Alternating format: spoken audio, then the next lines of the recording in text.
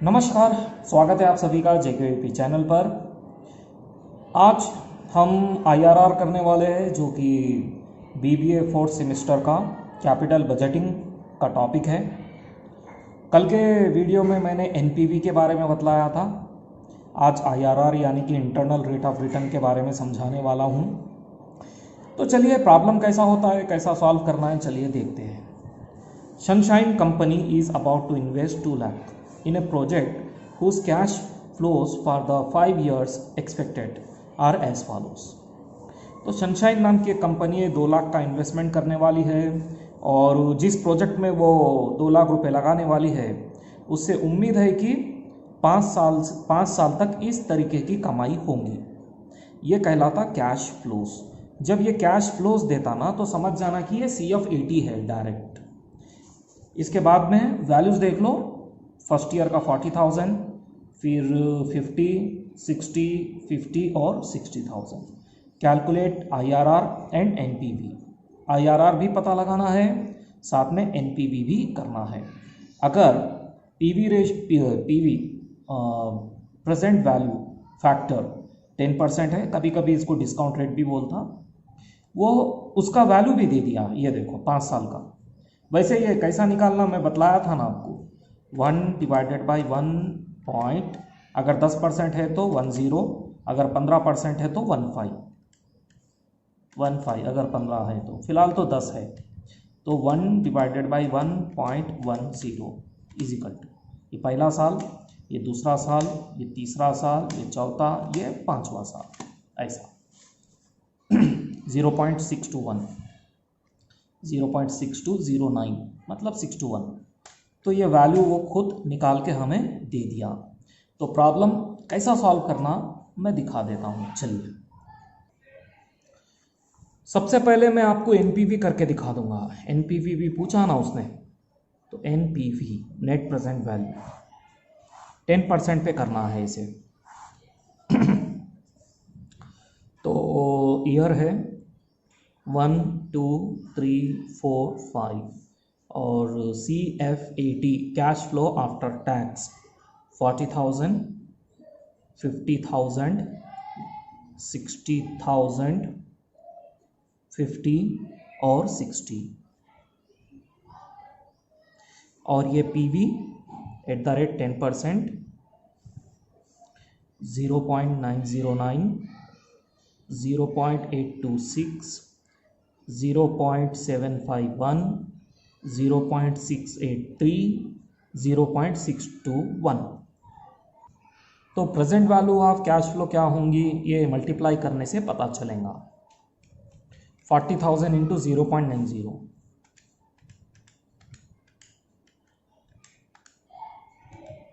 36,360। इसी प्रकार ये पूरा करना।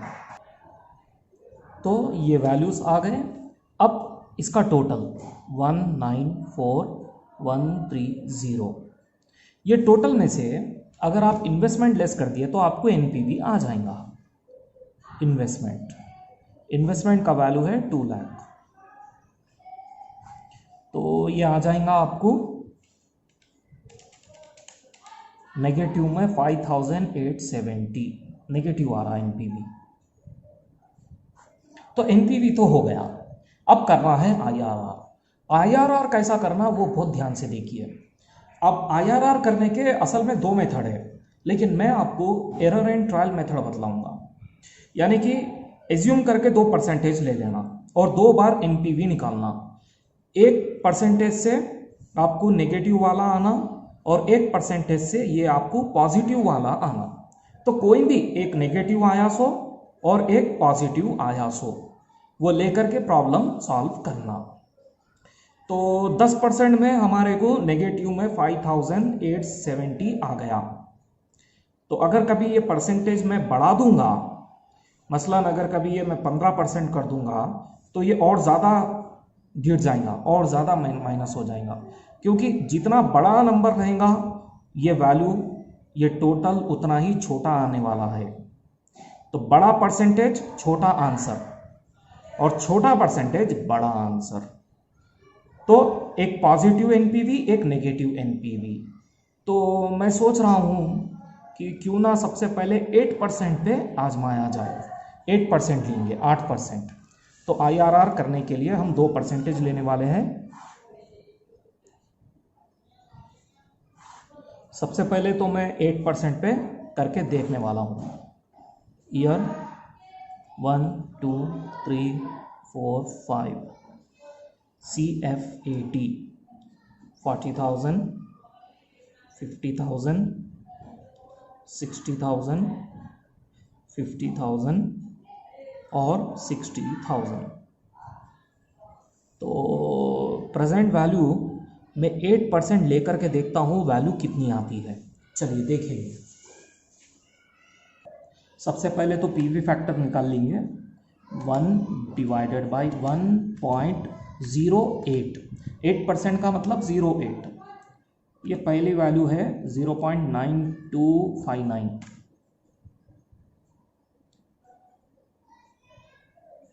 फिर इजिकल टू मारने से दूसरा आते जाएगा, पता है ना आपको। ये दूसरा 0.857।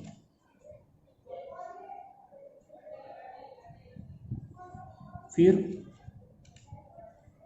0.793। फिर 0.735। फिर 0.680। ये आ गए पूरे 5 साल के वैल्यू। अब मल्टीप्लाई करके देखेंगे। ये जितना छोटा वाला परसेंटेज रहेगा ना, उसका आंसर उतना ही बड़ा होगा। तो ये देखिए, आपको ये बतला ही देता हूँ मैं। 10% में 0.901, 0.826, जबकि 8% में 9259, 857 बढ़ के आया ना। अब मल्टीप्लाई करने से भी बढ़ के ही आएगा। तो छोटा परसेंटेज बड़ा आंसर देगा, बड़ा परसेंटेज छोटा आंसर देगा आपको। खैर, इसका मैं मल्टीप्लाई करके देखता हूँ। पीवी ऑफ कैश फ्लो देखेंगे कितना आता है। तो ये वैल्यूज इसके आ गए। अब इन सबका टोटल है 205016। तब एनपीवी देखेंगे। अब इन्वेस्टमेंट लेस करने के बाद, इन्वेस्टमेंट 2 लाख है, लेस करने पर आपको आएगा 5,016 रुपये। ये तो पॉजिटिव में आ गया एनपीवी। तो दरअसल अपने को 2% मिल ही गए।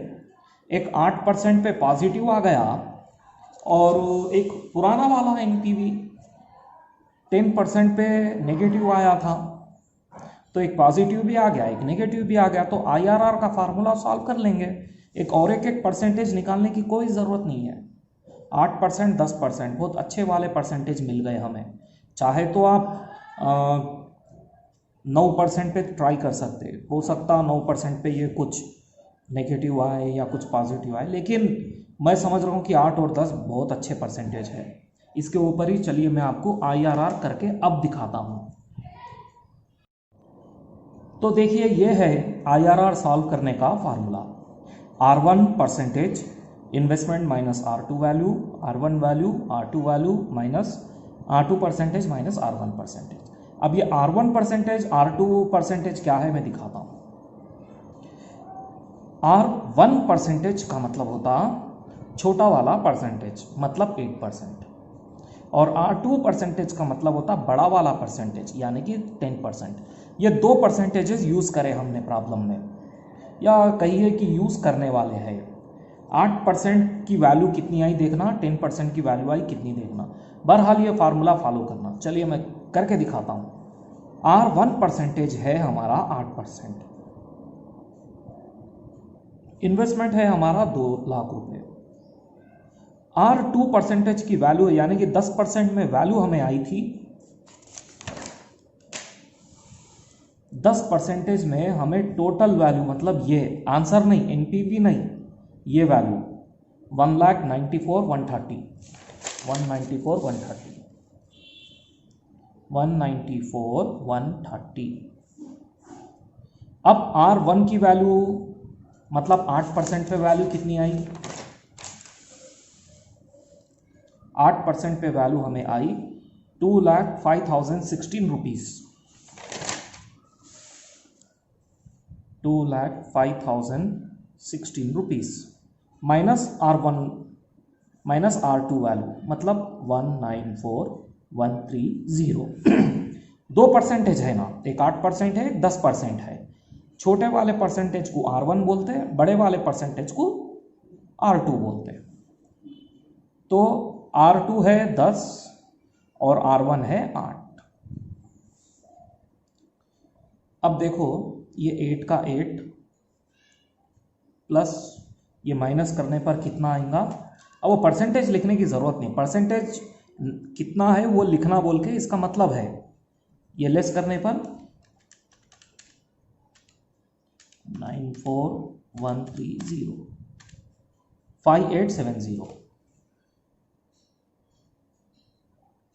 बाई ये माइनस करने पर 2,05,016 रुपीज़ माइनस 194,130 10,886